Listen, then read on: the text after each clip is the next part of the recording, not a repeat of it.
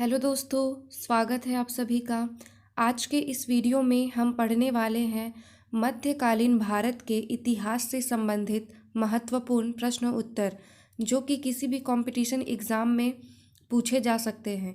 तो वीडियो को अंत तक देखते रहिएगा। चलिए आज का यह वीडियो शुरू करते हैं। पहला प्रश्न है, निम्नलिखित में से कौन कविराज के नाम से विख्यात थे? इसका करेक्ट आंसर है ऑप्शन ए, भोज परमार। अगला प्रश्न है, समरांगण सूत्रधार का विषय क्या है? इसका करेक्ट आंसर है ऑप्शन ए, स्थापत्य शस्त्र।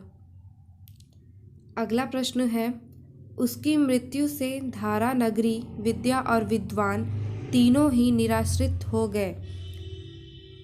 यह उक्ति किस शासक के संबंध में है? इसका करेक्ट आंसर है ऑप्शन ए, भोज परमार।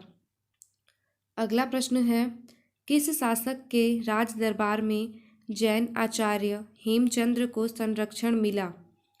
इसका करेक्ट आंसर है ऑप्शन सी, ए और बी दोनों, अर्थात जय सिंह और कुमारपाल। अगला प्रश्न है, वह प्रथम भारतीय शासक कौन है जिसके तुर्क आक्रांता मोहम्मद गोरी का सामना हुआ और जिसने मोहम्मद गोरी को परास्त किया? इसका करेक्ट आंसर है ऑप्शन बी, भीम द्वितीय। अगला प्रश्न है, किस शासक ने कालिंजर के अजेय दुर्ग का निर्माण करवाया? इसका करेक्ट आंसर है ऑप्शन सी, धंगदेव ने। अगला प्रश्न है, निम्नलिखित में वह कौन सा संवत है जो कलचुरियों द्वारा प्रयुक्त किए जाने के कारण कलचुरी संवत भी कहलाता है? इसका करेक्ट आंसर है ऑप्शन सी, त्रैकुटक संवत। अगला प्रश्न है, चंदावर का युद्ध 1194 ईस्वी किसके मध्य हुआ था? इसका करेक्ट आंसर है ऑप्शन सी, जयचंद्र एवं मुहम्मद गोरी के बीच में। अगला प्रश्न है, नैषेध चरित व खंडन खड्ड खाद्य के रचयिता श्रीहर्ष किस शासक के राजकवि थे? इसका करेक्ट आंसर है ऑप्शन डी, जयचंद्र। अगला प्रश्न है, निम्नलिखित शहरों में से किसमें लिंगराज मंदिर उपस्थित है? इसका करेक्ट आंसर है ऑप्शन ए, भुवनेश्वर। अगला प्रश्न है, किस पर स्वामित्व के लिए पाल प्रतिहार व राष्ट्रकूट के बीच त्रिपक्षीय संघर्ष हुआ? इसका करेक्ट आंसर है ऑप्शन बी, कन्नौज। अगला प्रश्न है, त्रिपक्षीय संघर्ष की पहल किसने की? इसका करेक्ट आंसर है ऑप्शन ए, वत्सराज ने।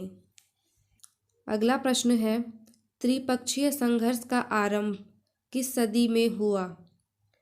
इसका करेक्ट आंसर है ऑप्शन ए, 8वीं सदी ईस्वी में। अगला प्रश्न है, त्रिपक्षीय संघर्ष का आरंभ और अंत किस राजवंश ने किया? इसका करेक्ट आंसर है ऑप्शन बी, प्रतिहार वंश ने। अगला प्रश्न है, त्रिपक्षीय संघर्ष में भाग लेकर उत्तर भारत की राजनीति में हस्तक्षेप करने वाली और दक्षिण से उत्तर पर आक्रमण करने वाली दक्षिण की प्रथम शक्ति कौन थे? इसका करेक्ट आंसर है ऑप्शन ए, राष्ट्रकूट। अगला प्रश्न है, पाल वंश का संस्थापक कौन था?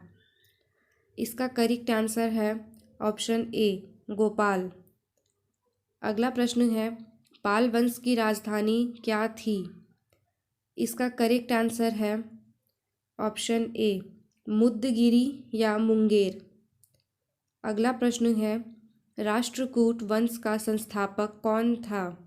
इसका करेक्ट आंसर है ऑप्शन ए, दंती दुर्ग या दंती वर्मन द्वितीय। अगला प्रश्न है, राष्ट्रकूट वंश की राजधानी क्या थी? इसका करेक्ट आंसर है ऑप्शन ए, मालखंड या मान्यखेत। अगला प्रश्न है, किस प्रतिहार शासक ने आदिवराह की उपाधि धारण की थी? इसका करेक्ट आंसर है ऑप्शन सी, मिहिर भोज ने। अगला प्रश्न है, किस विदेशी यात्री ने गुर्जर प्रतिहार वंश की अल गुजर एवं इस वंश के शासकों को बैरा कहकर पुकारा? इसका करेक्ट आंसर है ऑप्शन बी, अलमसूदी ने। अगला प्रश्न है, कर्पूर मंजरी नाटक के रचयिता राजशेखर को किस प्रतिहार शासक ने संरक्षण दिया? इसका करेक्ट आंसर है ऑप्शन सी, महेंद्रपाल प्रथम ने। अगला प्रश्न है, प्रतिहार स्वयं को किसका वंशज मानते थे जो राम के प्रतिहार थे? इसका करेक्ट आंसर है ऑप्शन सी, लक्ष्मण। अगला प्रश्न है, 750 ईस्वी में बंगाल के पाल वंश की स्थापना करने वाले गोपाल ऐसे शासक थे जिन्हें? इसका करेक्ट आंसर है ऑप्शन सी, सामंती सरदारों ने चुना। अगला प्रश्न है, किस पाल शासक को गुजराती कवि सोडुढल ने उत्तरापथ स्वामीन कहा? इसका करेक्ट आंसर है ऑप्शन ए, धर्मपाल ने। अगला प्रश्न है, 9वीं सदी में भारत आए अरब यात्री सुलेमान ने किस साम्राज्य को रूहमा कहकर संबोधित किया? इसका करेक्ट आंसर है ऑप्शन ए, पाल को। अगला प्रश्न है, हिंदू विधि की एक प्रसिद्ध पुस्तक दाय भाग के रचयिता कौन थे? इसका करेक्ट आंसर है ऑप्शन सी, जीमूत वाहन। अगला प्रश्न है, रामचरित की रचना किसने की? इसका करेक्ट आंसर है ऑप्शन डी, संध्याकर नंदी ने।